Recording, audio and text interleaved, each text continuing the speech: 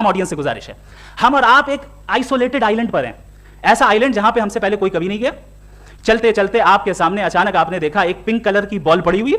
सबसे पहला सवाल आपके जहन में क्या आएगा कि ये बॉल यहां क्यों आई, कैसे आई, ये पिंक कलर की ही क्यों है, कोई और कलर भी हो सकता था, ये इसी शेप में क्यों है, कोई और शेप भी हो सकता था। नेचुरली आप इस तरफ पहुंचेंगे कि कोई ना कोई है जिसने इन स्पेसिफिक प्रॉपर्टीज के साथ इस बॉल को बनाया है और यहां पे रखा है। चूंकि आप जानते हैं कि ये जो बॉल है इसका एग्जिस्ट करना जरूरी नहीं है, ये एग्जिस्ट कर भी सकती थी, नहीं भी कर सकती थी, और एग्जिस्ट करना ही था तो किसी और फॉर्म में करती, किसी और कलर में करती। अब आप इस बॉल को एक्सपैंड करते चले जाएं, एक्सपैंड करते चले जाएं, एक्सपैंड करते चले जाएं, यहां तक कि ये बॉल यूनिवर्स के साइज की हो जाए। बताइए कि क्या साइज के बढ़ जाने से सवाल बदल जाएगा? हरगिज नहीं बदलेगा। अभी भी सवाल रहेगा ये यूनिवर्स कहां से आया, इन स्पेसिफिक प्रॉपर्टीज के साथ कहां से आया, क्यों आया, किसने बनाया, ये सवाल उस वक्त भी वैलिड रहेगा। लेकिन ये सवाल अगर हम जनाब जावेद अख्तर साहब से करें तो चूंकि इनका वर्ल्ड व्यू एथिस्टिक है, और सिर्फ इनका नहीं, मतलब जितने भी एथिस्ट हैं और एथिस्टिक वर्ल्ड व्यू को रखने वाले से अगर आप ये सवाल करें कि ये यूनिवर्स कहां से आया, तो इनका जवाब या तो आर्ग्यूमेंट फ्रॉम इग्नोरेंस होगा या डॉगमेटिक होगा। या तो ये कहेंगे कि मुझे नहीं पता कि ये कहां से आया, लिहाजा गॉड डज नॉट एग्जिस्ट, ये आर्ग्यूमेंट फ्रॉम इग्नोरेंस है। या ये कहेंगे कि ये यूनिवर्स खुद ब खुद बन गया, इसका मतलब ये है कि उस बॉल को भी खुद ब खुद बन जाना चाहिए। लेकिन बॉल के ताल्लुक से ये एक्सप्लेनेशन एक्सेप्ट नहीं की जाएगी कि ये खुद ब खुद बन गई, लेकिन यूनिवर्स के ताल्लुक से कर दिया जाएगा। इसे हम दूसरे अल्फाज में डॉगमा भी कह सकते हैं।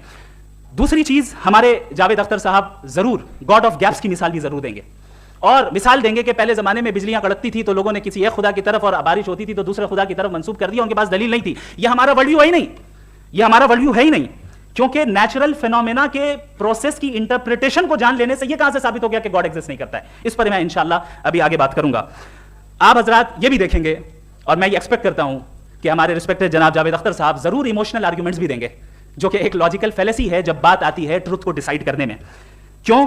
मिसाल के तौर पर वो कहेंगे कि अगर गॉड है तो ईविल क्यों एग्जिस्ट करता है, जबकि मैं कहता हूं ईविल का एग्जिस्ट करना गॉड के एग्जिस्ट करने की दलील है, उसके खिलाफ नहीं है।